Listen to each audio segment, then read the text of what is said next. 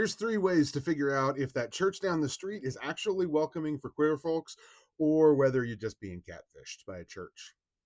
Hi, my name is Alan, and a quick disclaimer before I give you these three things because I'm a pastor at a church that has only within the last couple of years become open and affirming for LGBTQ plus people.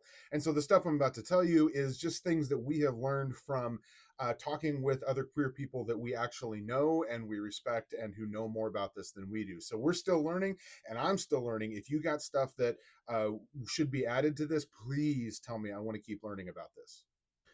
Number one, there's a lot of churches that say that they are welcoming for anybody and everybody, but when you really get into what they actually believe and what they actually do, no, they are not affirming of LGBTQ plus people. So the first question you got to ask them is the theological question. Theologically, I mean a couple of different things. One of which, do they think that LGBTQ plus and queer people are somehow sinners or doing something wrong and that they need to change or completely restrict their behavior?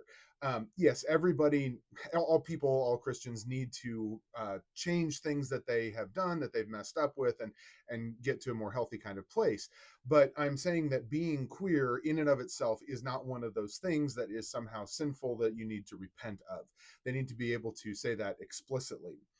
Also, theologically, what I mean is that all of the ordinances, all of the sacraments, all of the practices of the church are open to all people, including queer people.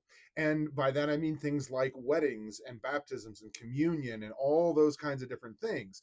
Are LGBTQ plus people allowed to be fully a part of the theological and spiritual life of the church? Or are there some things that, well, those are kind of off limits?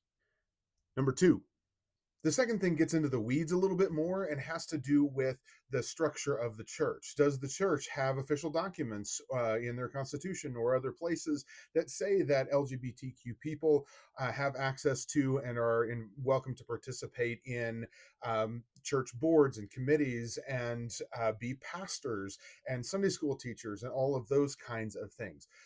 That's not necessarily a theological thing, but it's like a practicality thing. Does everybody have access to all of the parts of the church? Number three, and the third thing to ask here is how public they are about their support for queer people. It doesn't have to be over the top or flamboyant, but it does need to be clear through things like signage and statements in the bulletin or the website. Their position needs to be clear and known, especially for people who are coming into the church who don't know whether that is actually a safe and welcoming space or not.